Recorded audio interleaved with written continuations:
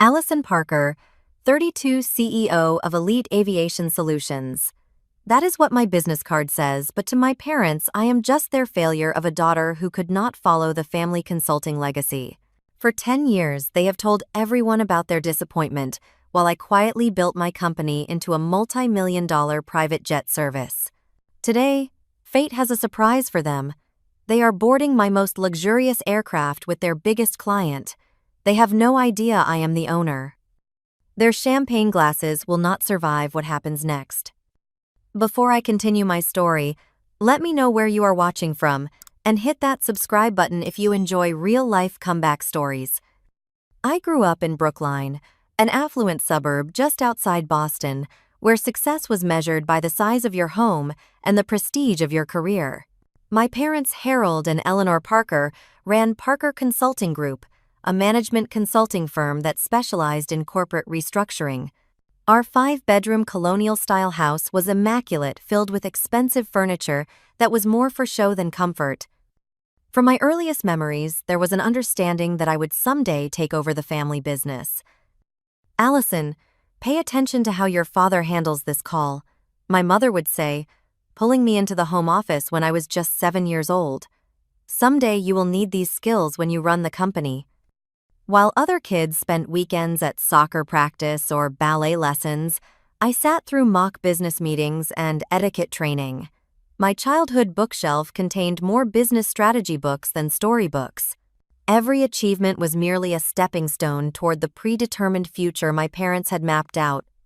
When I brought home an A- in 4th grade math, my father did not congratulate me on the good grade. Instead, he immediately hired a tutor. "Parker women do not get A-," he said firmly. "We cannot build a consulting empire on mediocrity." The pressure was relentless. Dinnertime conversations revolved around business strategies and client acquisitions. My parents would quiz me on terms like leveraged buyout and market penetration before I even understood basic algebra. There was no room for childish interests or normal developmental experiences. I still remember the exact moment when my fascination with aviation began. I was 8 years old and we were driving past a small regional airport when I spotted a sleek private jet taking off, climbing gracefully into the blue sky. "Look at that plane," I exclaimed, pressing my face against the car window. "How amazing would it be to fly one of those?" My mother barely glanced up from her phone. "That is just a phase, Allison.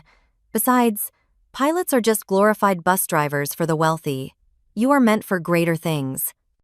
Despite their dismissal, that moment planted a seed that would quietly grow throughout my childhood and adolescence. I began checking out books about aviation from the school library, hiding them under my mattress like other kids might hide comic books or candy.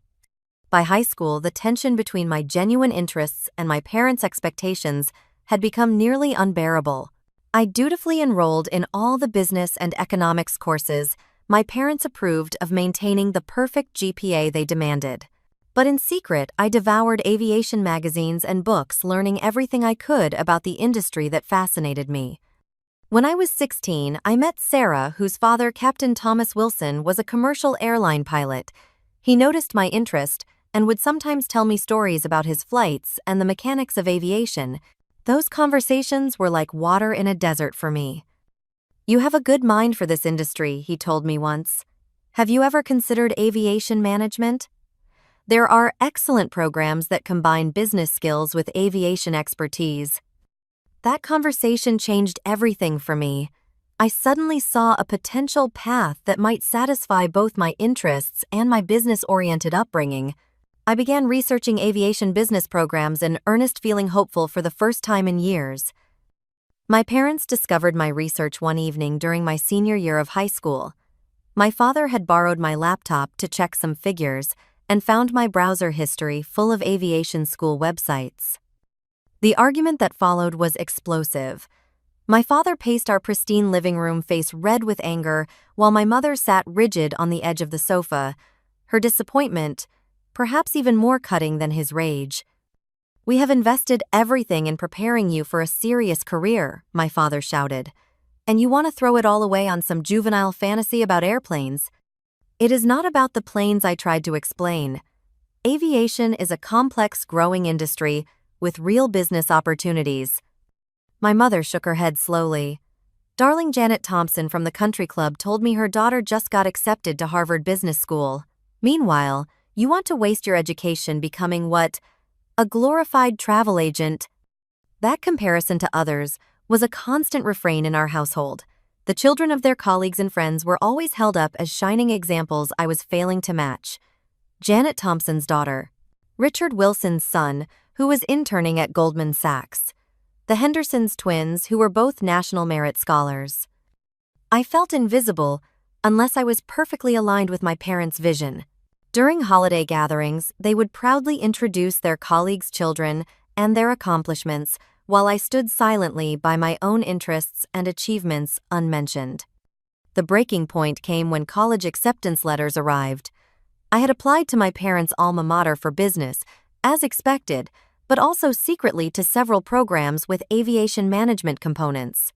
When acceptance letters from Embry-Riddle Aeronautical University and Purdue's aviation program arrived, I was ecstatic. My parents were not. My father actually tore up the letters in front of me. "This discussion is over," he said coldly. "You will attend Boston University's business program as planned, or you can pay for college yourself." With no financial resources of my own and scholarships that would not cover full tuition, I made the difficult decision to comply with their demands, at least temporarily. I accepted the offer from Boston University, but something had fundamentally changed inside me. I began plotting my eventual independence, determined that once I had the means, I would follow my own path. College became my strategic planning phase. While I attended the prestigious business school my parents had selected, I approached every class with a secret purpose.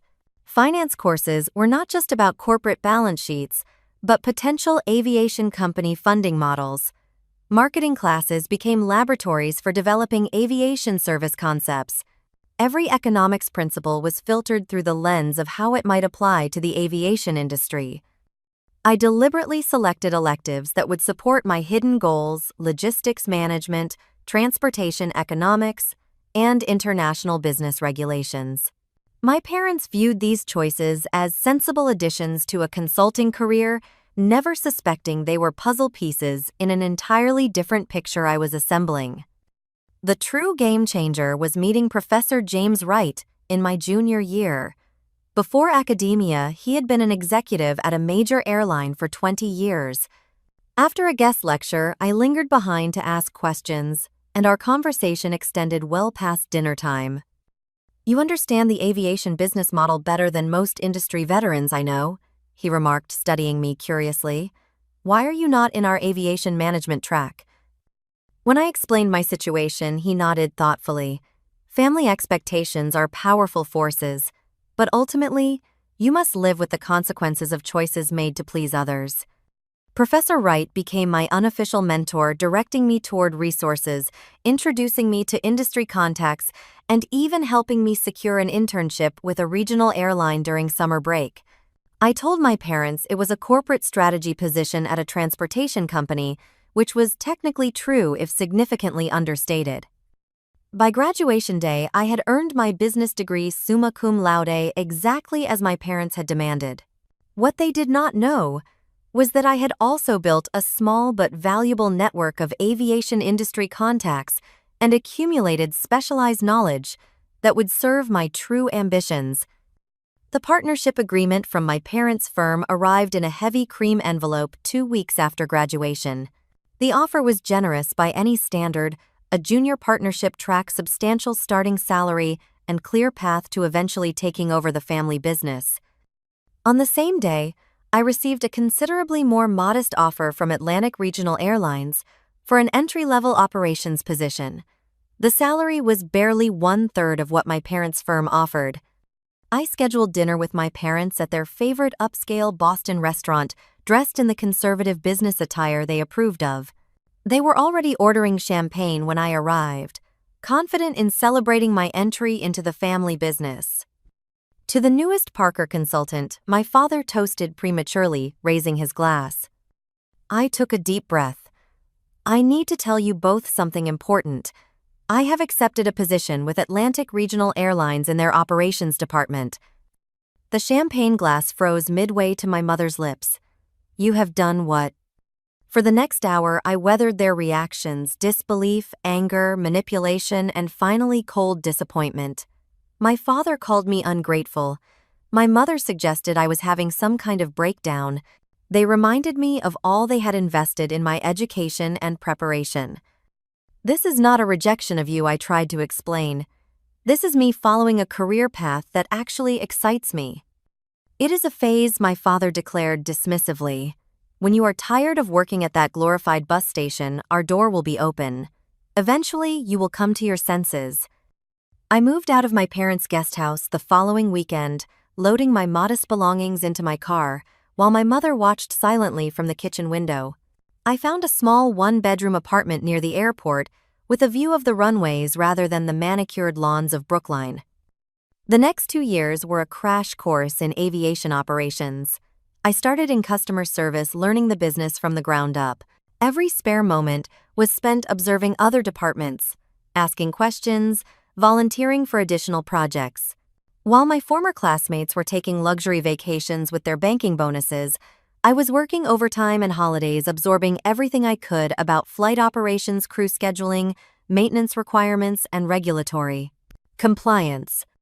My dedication paid off with a promotion to operations coordinator after 18 months, a position that gave me visibility into the entire system of keeping aircraft safely and efficiently in the air. I lived frugally, building a modest savings account, while my peers were buying luxury cars and downtown condos. Contact with my parents dwindled to occasional strained holiday phone calls. When relatives asked about me, my mother would vaguely mention I was still finding myself and would come around eventually. My father simply changed the subject. The pivotal moment in my career came through a snowstorm and a chance encounter with Jackson Williams, CEO of TechVision Enterprises. All flights were grounded, the terminal was chaos, and Williams was furiously trying to reach a critical meeting in Chicago. As the operations coordinator on duty, I identified a potential solution. One of our aircraft needed to position to Chicago for maintenance, and we could get regulatory approval for a ferry flight with limited passengers despite the weather closures. I navigated the bureaucratic hurdles, coordinated with maintenance and flight crews, and personally escorted Williams to the aircraft. Most people would have just told me it was impossible, he remarked, as we waited for final clearance. I smiled. In aviation, impossible usually just means nobody has found the right regulation exception yet. Williams made his meeting, and 3 weeks later offered me a position managing his corporate flight department at nearly double my salary. It was an opportunity to learn the private aviation business from the inside, and I accepted immediately. For the next 3 years, I immersed myself in the world of private aviation, learning about client expectations, aircraft acquisition, crew management, and the economics of private jet travel.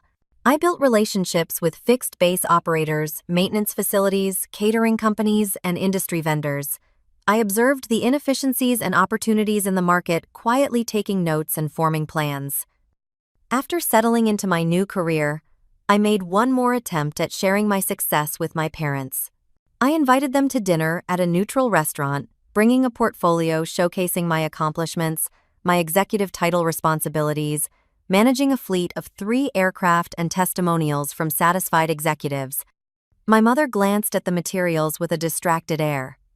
Well, it is nice you have found stable employment, dear, though being a glorified secretary for a businessman is hardly what your education prepared you for. I am not a secretary, Mother.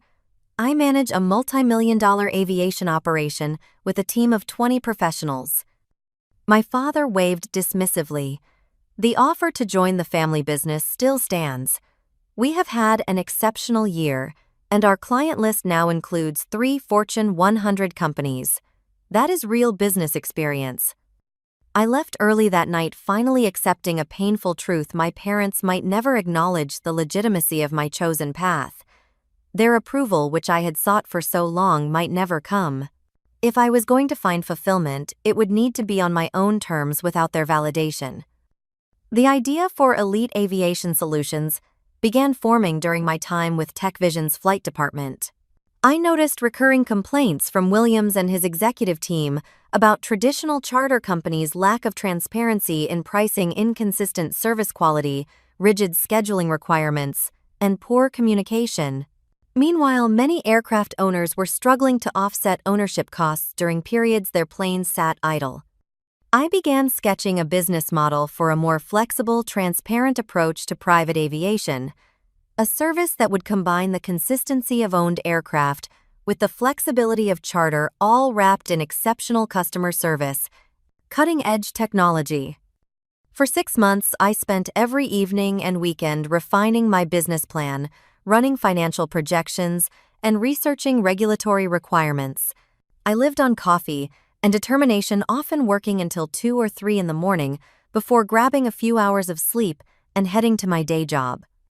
When the business plan was solid, I took a calculated risk and presented it to Jackson Williams.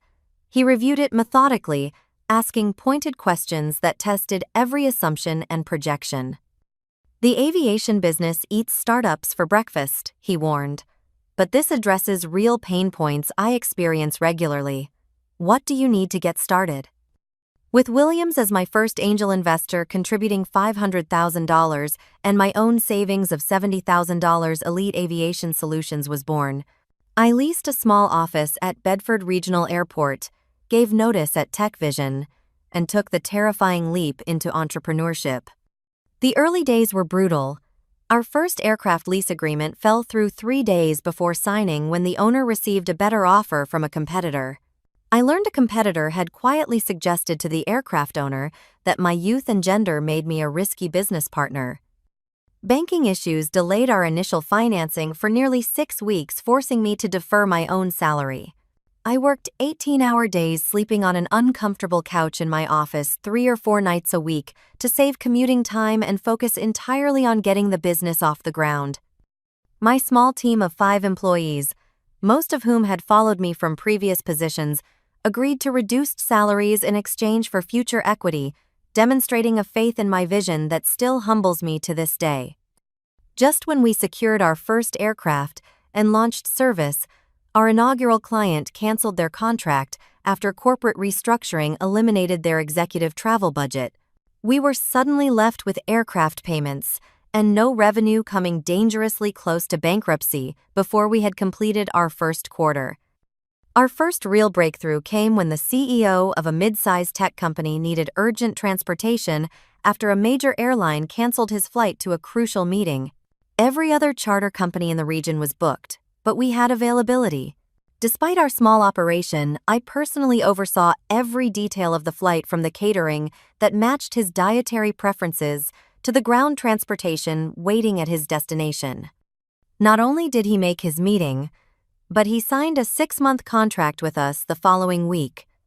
His social media post praising our white glove rescue mission caught the attention of several other executives in his network. Elite Aviation Solutions delivered when the big names could not, he wrote. Personal service that makes you feel like their only client. That testimonial led to 3 new clients within a month. Small Business Aviation magazine included us in their Innovators to Watch section, giving us credibility beyond our actual size and history. 8 months after launching, we added our second aircraft to the fleet, a mid-size jet that could handle longer domestic routes. The day we completed that acquisition, I took my team out to celebrate our first month of operational profit. It was a modest profit, but worlds away from the financial cliff we had been dangling from just months earlier. Our initial office had been little more than a converted storage room, with desks crammed together so tightly that chair movements required coordination. With growing business volume, we relocated to proper office space in the private terminal, gaining both functionality and perception benefits. Clients now stepped directly from luxury vehicles into our professionally designed reception area before boarding their aircraft. As the business stabilized, I focused on creating genuine competitive advantages. We developed proprietary booking software that provided real-time availability and transparent pricing, eliminating the industry standard practice of opaque quotes and hidden fees. Our membership model gave frequent clients priority access, and preferred rates without the massive expenditure of full aircraft ownership. We differentiated further by building a concierge department that handled not just the flight, but everything surrounding it: ground transportation, hotel arrangements, restaurant reservations, and special requests. We formed partnerships with luxury hotels and restaurants, negotiating preferred status for our clients. Our marketing focused relentlessly on two key messages: reliability and personalization. While competitors advertised luxury and opulence, we promised something more valuable to our target clients: precious time saved and personal attention to detail. As we grew, I began selectively recruiting experienced professionals from larger competitors, offering not just competitive compensation, but a company culture that valued innovation and personal initiative. A senior scheduler from a major charter operation, a maintenance director with 20 years of experience, a client services manager who had previously worked for a five-star hotel group. Each strategic hire brought expertise and credibility, helping us expand from regional service to a national footprint. By the end of our second year, we were operating 5 aircraft and had established satellite offices in Chicago and Miami to support our growing client base. As the company expanded, my role evolved from hands-on operator to true CEO. I initially struggled with delegation, having been involved in every operational detail since inception. An executive coach helped me develop leadership skills appropriate to our growing organization, focusing on strategy and culture, while empowering my team to handle day-to-day execution.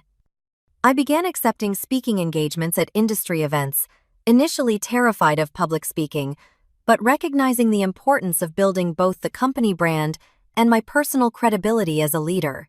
My first presentation at the National Business Aviation Conference was delivered with shaking hands and a dry mouth, but the audience response was overwhelmingly positive. While building the company's profile, I deliberately kept my own public image fairly low-key, focusing more on operational excellence than personal publicity. I developed signature service elements that clients came to associate with Elite Aviation Solutions: handwritten welcome notes, customized catering based on preference profiles we maintained, and post-flight follow-ups that demonstrated genuine attention to their experience. Above all, I worked to create a company culture that emphasized both excellence and empathy. We celebrated achievements publicly and addressed shortcomings privately. We promoted based on performance rather than politics. We created family-friendly policies that acknowledged our employees had lives outside work, something rarely seen in the demanding aviation industry. The company I was building stood in stark contrast to my parents' cutthroat consulting firm, where employee turnover was high and client relationships were transactional rather than relational. Perhaps this was my quiet rebellion against their values, creating a business that succeeded not despite treating people well, but because of it. By our 5th anniversary, Elite Aviation Solutions had grown beyond my most optimistic projections. Our fleet had expanded to 10 aircraft, ranging from light jets for regional trips to heavy jets capable of international travel. We had offices in 5 major cities, and our staff had grown to over 50 full-time employees, plus a network of contract pilots and flight attendants. Our annual revenue had reached 8 figures with healthy profit margins that exceeded industry averages.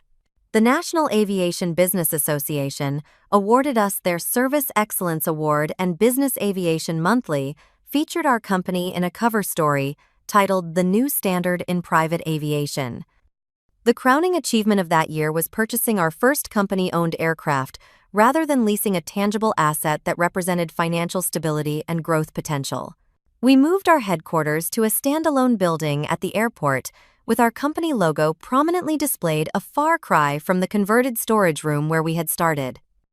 My personal financial situation had transformed alongside the company's growth.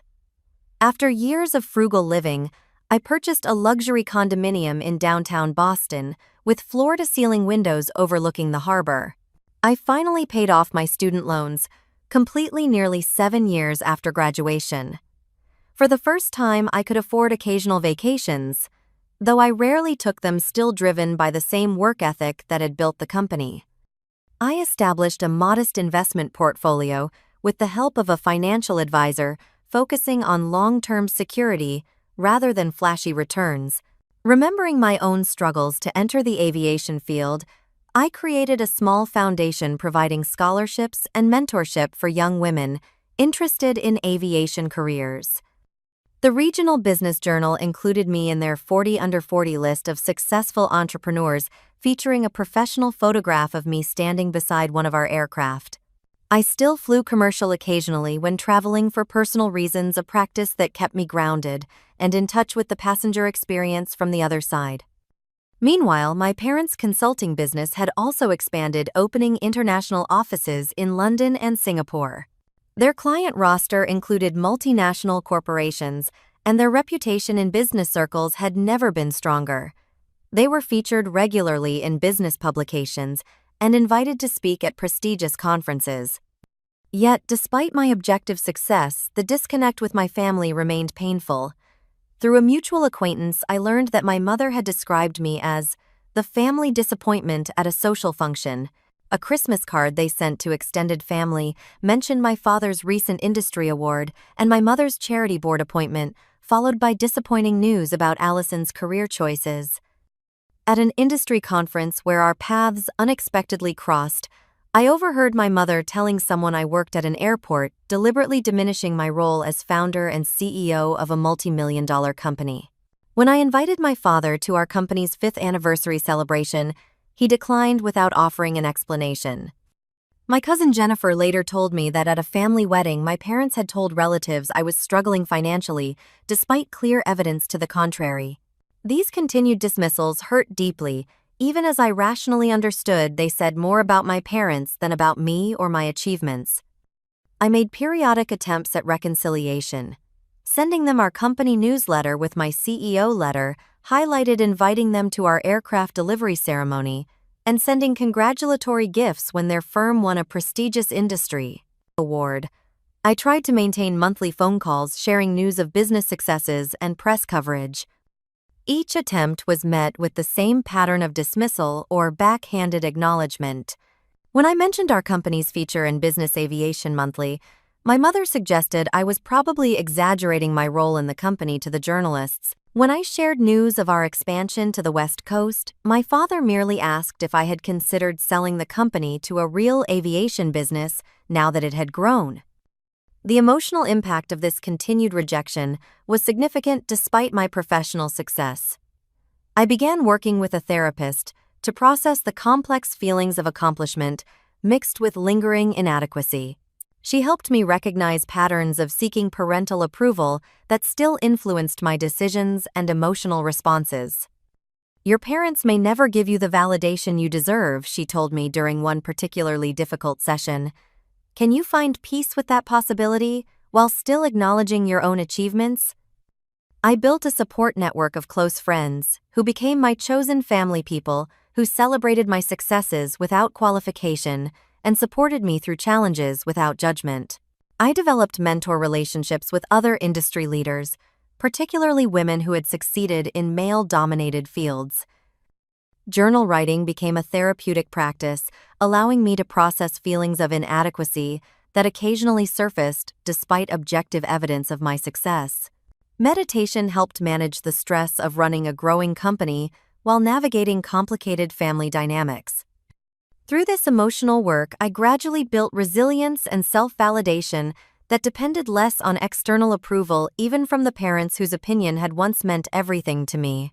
I was learning slowly but steadily that my worth was not contingent on their recognition. The aviation industry, like many business communities, runs on information and relationships. News travels quickly through networks of pilots, executives, and service providers. It was through this informal intelligence network that I first learned about my parents' new client situation. Global Innovations, a European technology conglomerate with $50 billion in annual revenue, had selected Parker Consulting Group to handle their expansion into the American market. Their CEO, James Richardson, was known within aviation circles for his interest in private travel solutions, having previously owned several aircraft through his company. The consulting contract was reportedly worth millions for my parents' firm, potentially their largest client engagement to date. At an industry reception, a colleague mentioned casually that the client was seeking comprehensive travel solutions for their executive team during the American expansion. They're requesting proposals from several private aviation providers he mentioned. Might be worth looking into.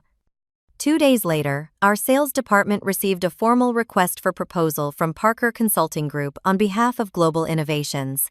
The RFP contained no indication that the consulting firm submitting it had any connection to me personally. It appeared to have been distributed to several private aviation companies as part of a standard competitive bidding process. When my director of sales brought the RFP to my attention, recognizing the Parker name, his expression was concerned. "Given your history with Parker Consulting, should we pass on this one?" he asked tactfully. "We have plenty of other prospects in the pipeline." I considered the question carefully.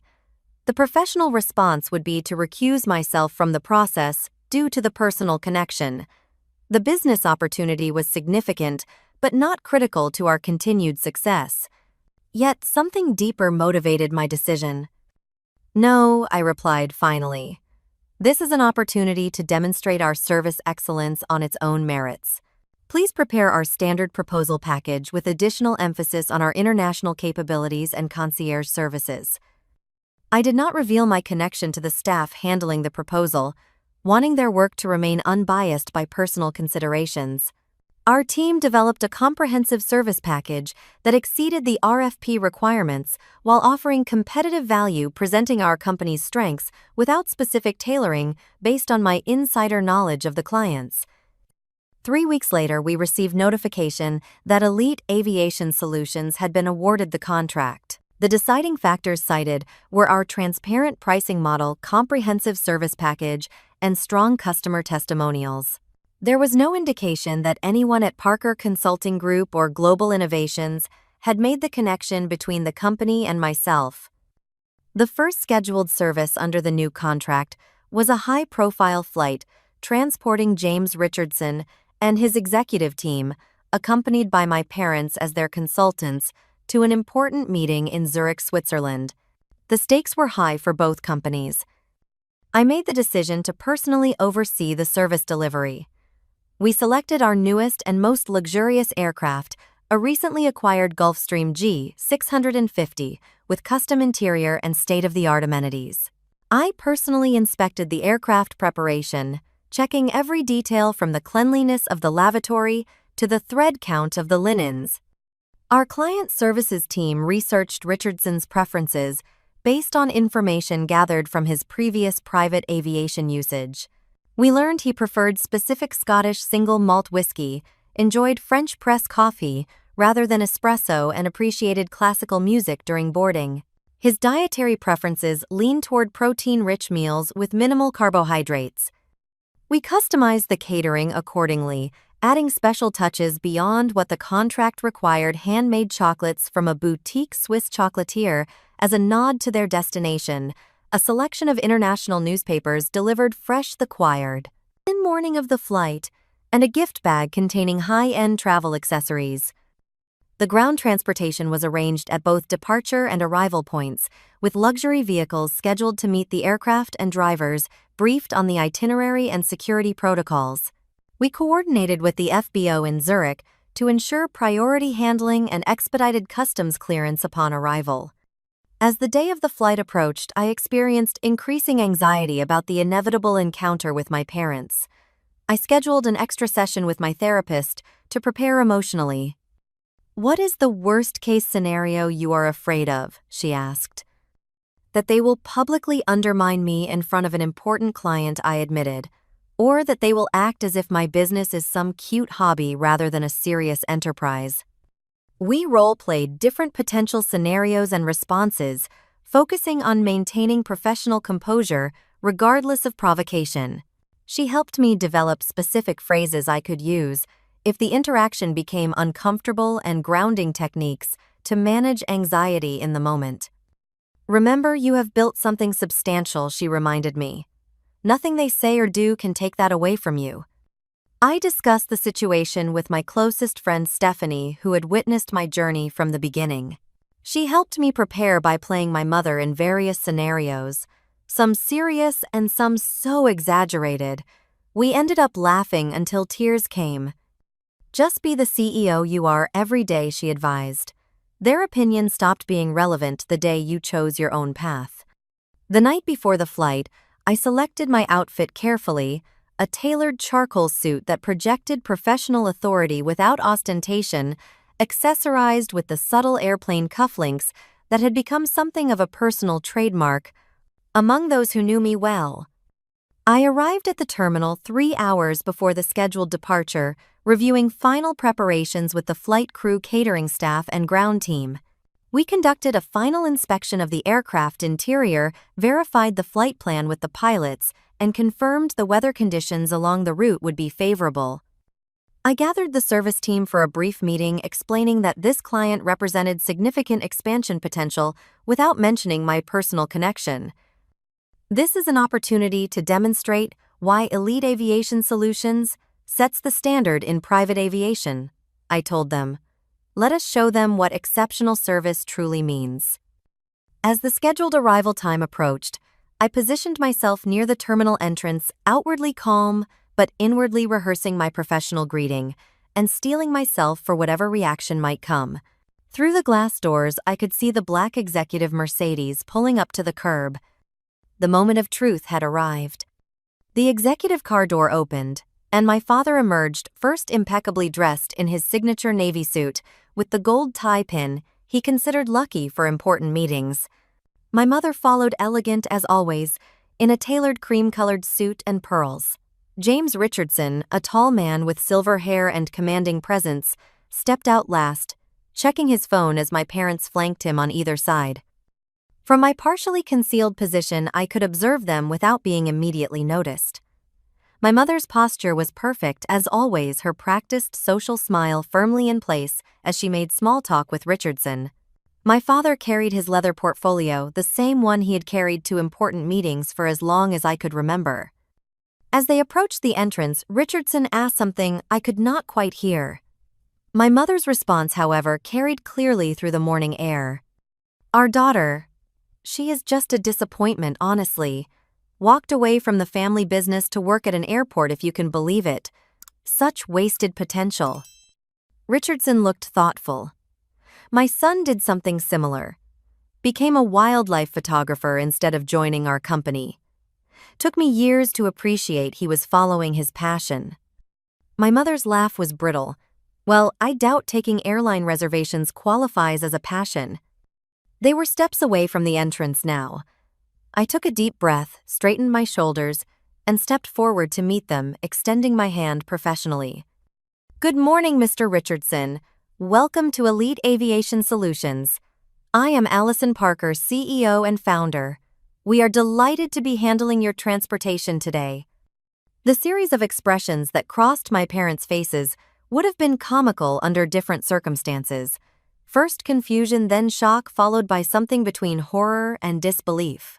My mother's hand holding a champagne welcome flute that our attendant had just offered suddenly went slack. The crystal glass slipped from her fingers and shattered on the marble floor of the terminal with a crash that seemed to echo in the sudden silence. Richardson glanced between my outstretched hand and my parents' frozen expressions, his business acumen quickly connecting the dots. Parker.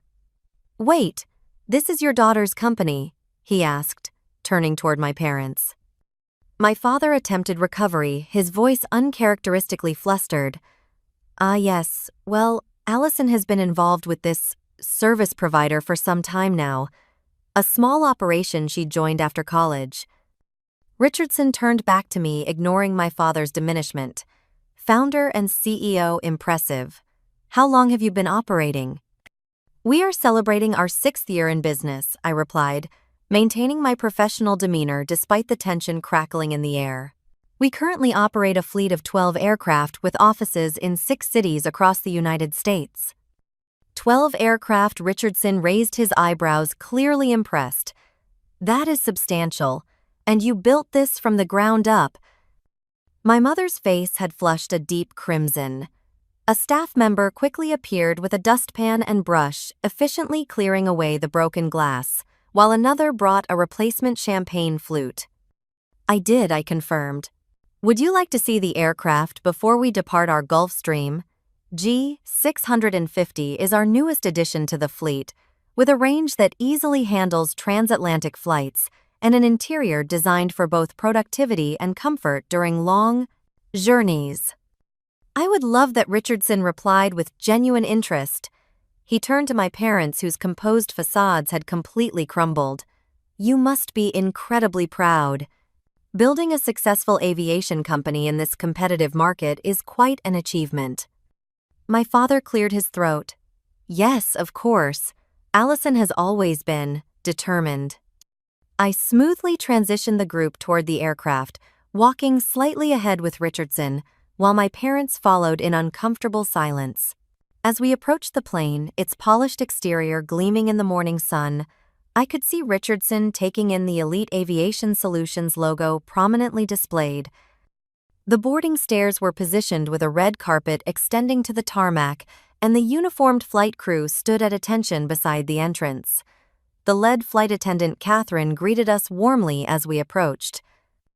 Mr. Richardson, welcome aboard. We have prepared the cabin according to your preferences, and your requested breakfast will be served once we reach cruising altitude.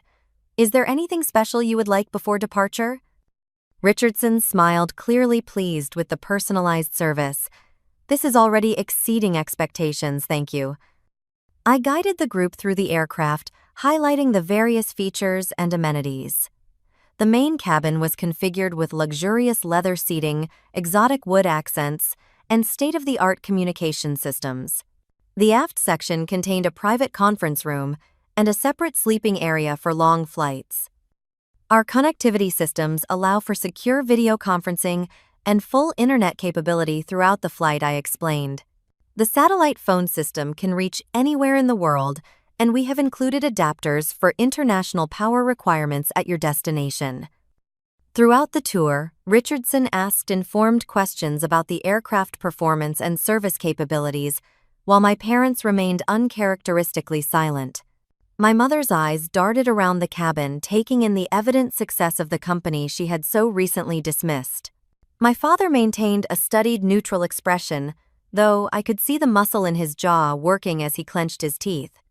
As the pre-flight preparations continued, the natural seating arrangement placed Richardson and me across from each other, with my parents seated together on the opposite side of the cabin. This configuration created a visual separation that seemed to mirror the years of emotional distance between us. Once airborne, Richardson immediately engaged me in business discussion, asking insightful questions about how I had built the company, the challenges of the private aviation market, and my vision for future expansion. The capital requirements in this industry must be substantial, he noted. How did you manage the initial financing? I started with a single angel investor and my personal savings, I explained. As we demonstrated consistent service excellence and financial discipline, we were able to secure additional investment rounds to fund our expansion. We have been profitable since our second year of operation. My parents listened silently, witnessing firsthand as their disappointing daughter discussed sophisticated business strategy with their most important client. Occasionally, my mother would attempt to redirect the conversation toward their consulting work, but Richardson's interest remained firmly focused on the aviation business. The service model you have created is exactly what our executive team needs, Richardson commented as the flight attendant served the carefully selected meal. The transparent pricing structure and membership benefits are particularly appealing compared to other providers we have used. My father finally found his voice. Global Innovations has always prioritized efficiency in executive travel. Our firm has recommended several aviation providers over the years. Richardson nodded politely before turning back to me. How did you identify the market gap your company fills? Most established players have been using the same business model for decades. That was precisely the opportunity, I replied. While working in corporate aviation, I saw firsthand the frustrations executives experienced with traditional charter companies, opaque pricing, inconsistent service, rigid scheduling. Our model addresses those pain points directly. The remainder of the flight continued in this vein, with Richardson increasingly impressed by both the service and the business acumen behind it.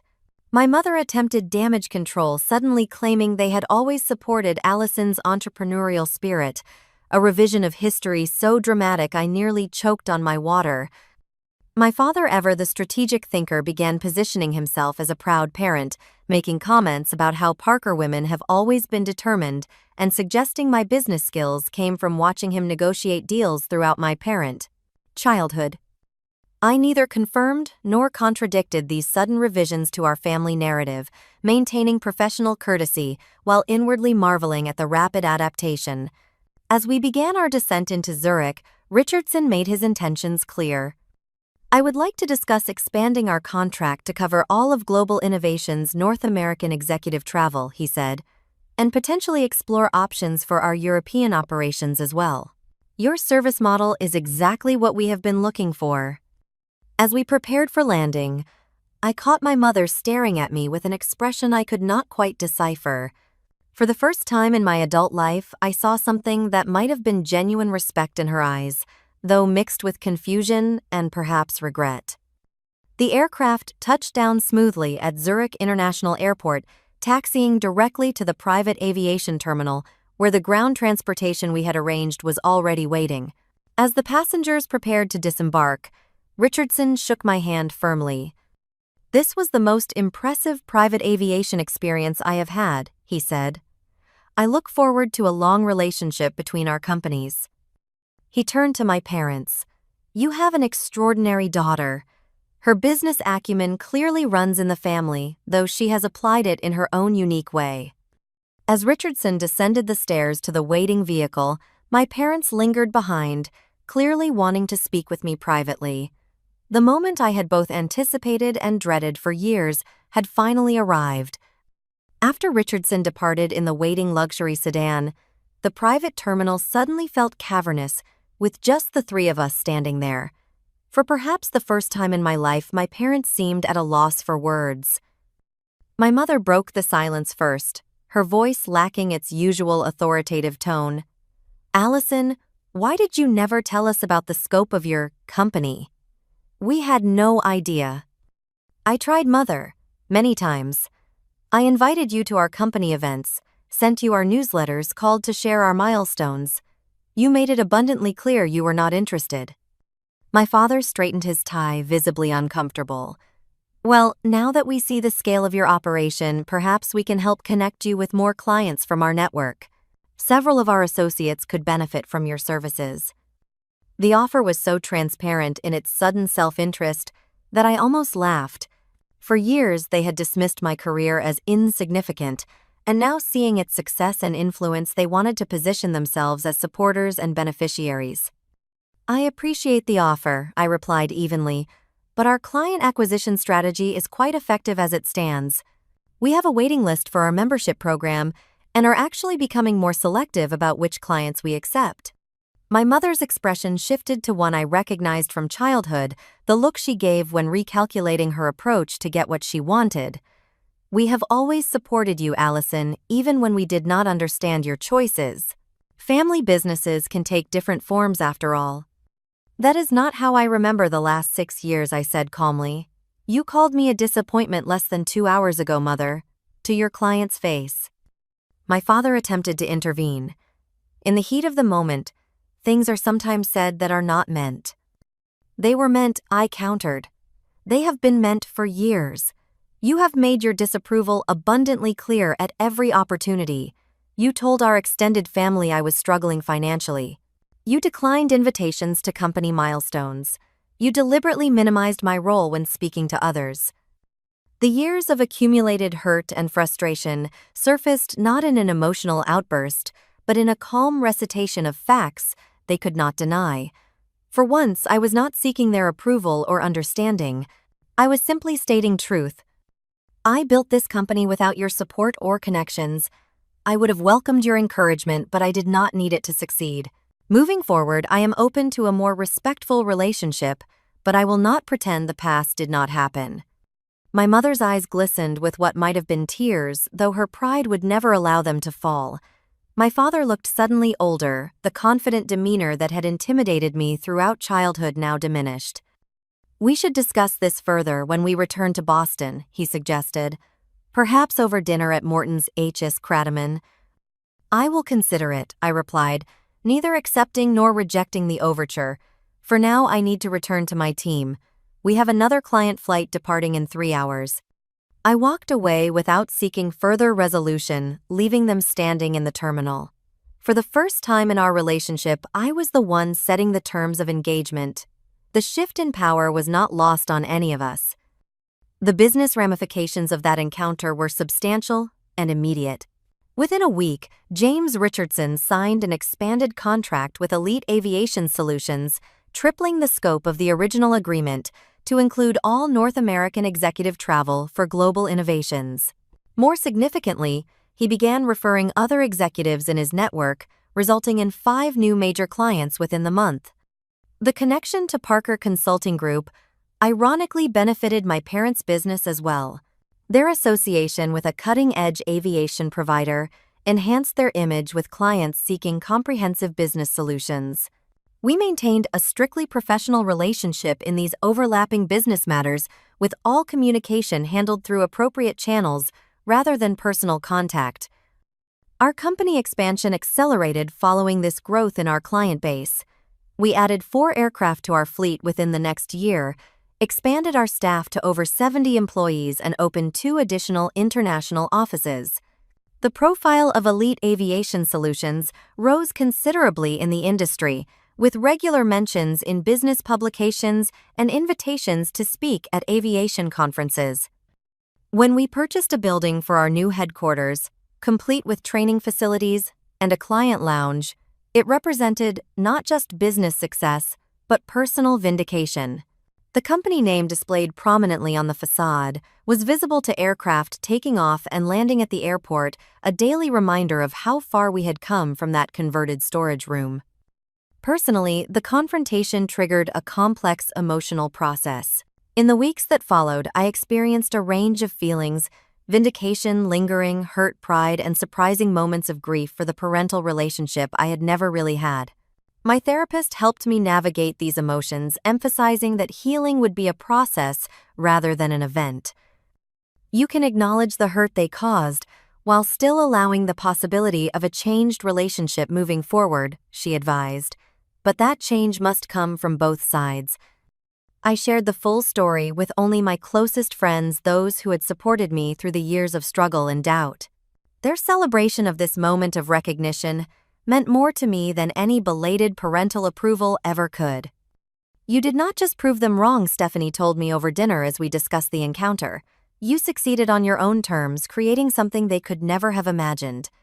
The dynamics with my family entered a new phase following the confrontation. 3 weeks after returning from Switzerland, my parents invited me to dinner at their home, something that had not happened in nearly 5 years. The evening was awkward but represented a first tentative step toward a different kind of relationship. My mother, ever image-conscious, began mentioning my company to her friends, suddenly proud of her entrepreneurial daughter. My father more subtly began occasionally asking business questions that implied a new respect for my acumen. While I recognized these changes were at least partly motivated by self-interest and saving face, they also reflected a genuine recalibration of how they viewed me. That Christmas, I accepted their dinner invitation, the first holiday I had spent in their home since leaving for college. The conversation was still sometimes strained old patterns, threatening to reassert themselves, but there were also moments of genuine connection that had been absent for most of my adult life. When my father asked my opinion on a business matter for the first time, the simple acknowledgement of my expertise felt more significant than the content of the question itself.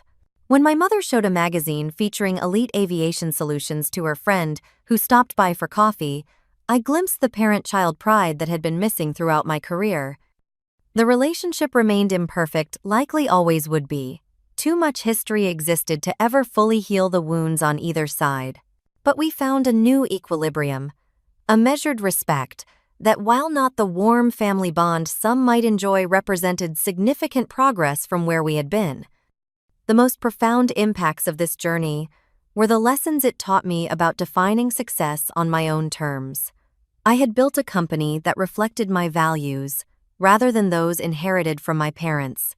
Elite Aviation Solutions was known not just for exceptional service, but for ethical business practices, employee support, and community engagement. I used my platform to create opportunities for others, particularly women interested in aviation careers. The scholarship program expanded, supporting 10 students annually with both funding and mentorship. I spoke at universities and industry events about authentic leadership and the importance of following genuine passions rather than predetermined paths. When a young woman approached me after one such presentation saying my story had given her courage to pursue her own aviation dreams, despite family pressure to choose a more suitable career, I recognized that my personal struggle had value beyond my own journey. The company continued to grow, but I became increasingly focused on building an organization that could thrive beyond my personal involvement. I developed a leadership team that shared my vision while bringing diverse perspectives and experiences. We created systems and culture that embodied our values at every level of the organization. In quiet moments of reflection, I came to understand that the very rejection that had once caused so much pain had actually been instrumental in forging my independence and resilience. Had my parents supported my initial aviation interest, I might have built a different life, perhaps one more dependent on their approval and connections. The difficult path had forced me to develop strengths I might otherwise never have discovered, connections I might never have made, and a clarity about my own values that came from having to define them in opposition to those I was raised with. I also developed compassion for my parents, recognizing that their rigid expectations came from their own limited understanding of success and happiness. Their inability to see beyond their predetermined vision reflected their own insecurities and fears as much as any deliberate unkindness. This understanding did not excuse their behavior, but helped me release the anger that had occasionally threatened to define our relationship. I could acknowledge their limitations without allowing those limitations to constrain my own life and choices. As Elite Aviation Solutions entered its 8th year, we were preparing for our largest expansion yet, including our first European operations center. The company had grown beyond anything I had imagined. That day, I nervously presented my business plan to my first investor. The journey continues to evolve both professionally and personally. I have learned that success is not a destination but an ongoing process of growth, adjustment, and occasionally spectacular moments of vindication. If you have ever felt underestimated or dismissed by those who should have supported you, remember that other people's limitations need not become your own. The path to proving your worth lies not in seeking their approval, but in building something that aligns with your own values and vision. Have you ever had to prove someone wrong about you? How did it feel when you finally succeeded on your own terms? Share your stories in the comments below. If this story resonated with you, please hit the like button and subscribe to hear more journeys of resilience and vindication. Thank you for joining me today. And remember, sometimes the people who doubt you the most end up creating your greatest motivation to succeed.